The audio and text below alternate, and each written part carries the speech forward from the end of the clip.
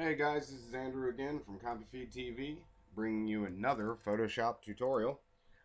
In this video, we're going to do a little bit more playing around. We're not going to actually do a set skill type. What we're going to do is we're going to play around with the Liquify Gallery.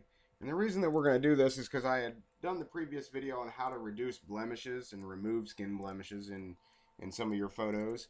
And in this one, I want to show you just a couple other tweaks that will bring out some really good details in your photos. This tool is fun to play around with. You can reconstruct after you're done if you don't like the results, and take it completely back to normal with one click. The reason that I like showing a video about this is because a lot of people, they want to play around with pictures and they want to see what kind of differences they can make, but sometimes they get scared and they don't want to ruin a photo. So once again, before we do this, I wanted to tell you, it's good to have a copy of your photos somewhere else. That way you don't ruin the original or overdo it and then can't get back to the point that you started with the original photo. So what we're going to do is we're going to open a couple different photos.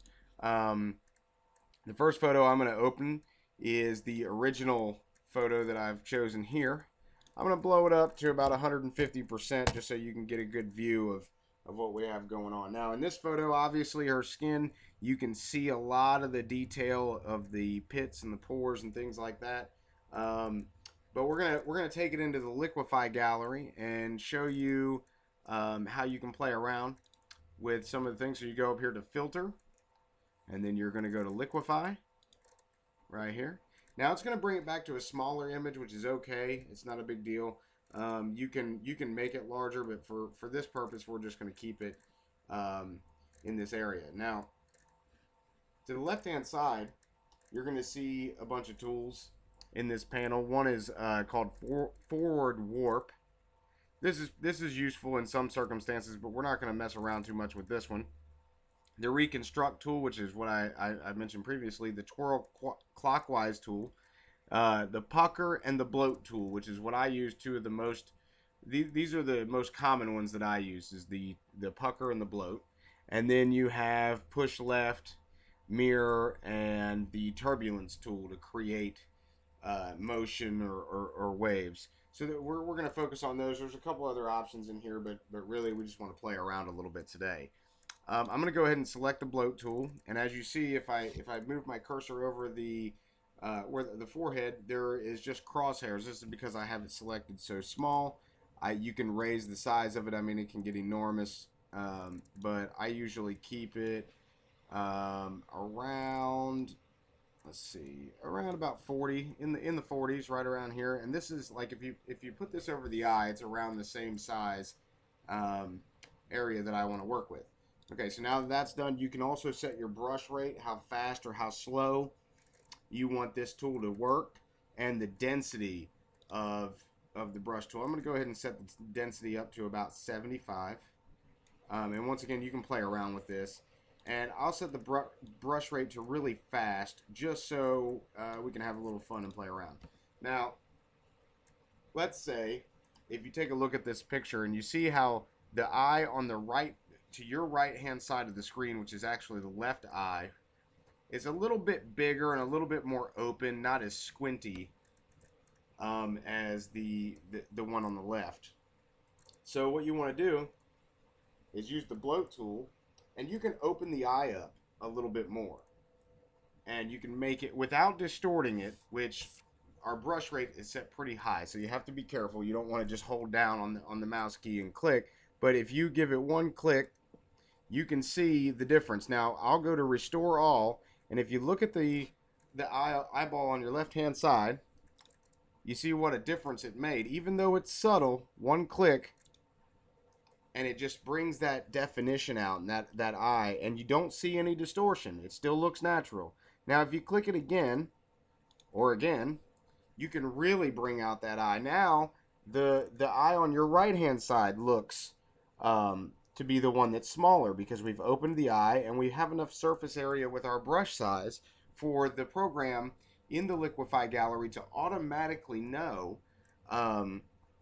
its surroundings and be able to compensate. So you want to put the crosshairs right directly in the center of the eyeball, and we can click this one a couple times, and now they've evened out just a little bit.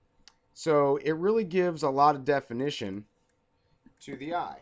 Now if I go and restore these, I want you to watch and see how much of a dramatic difference it makes to opening her eyes and how much brighter this photo will look.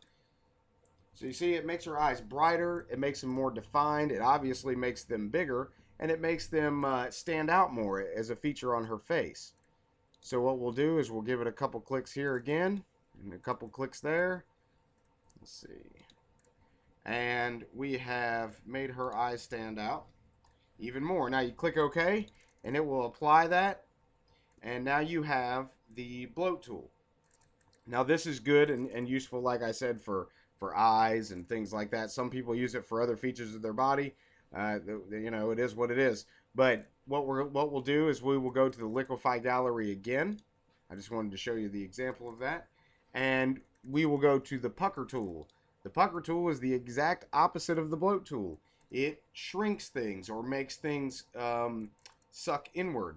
So let's say for some reason these dimples aren't defined enough for you, or you have, let's say your nose is a little off center, or whatever. You just took a bad picture, or you have you know, something going on there, or like your lips, you want them to be smaller, or they don't look even. You can use the pucker tool in order to do that.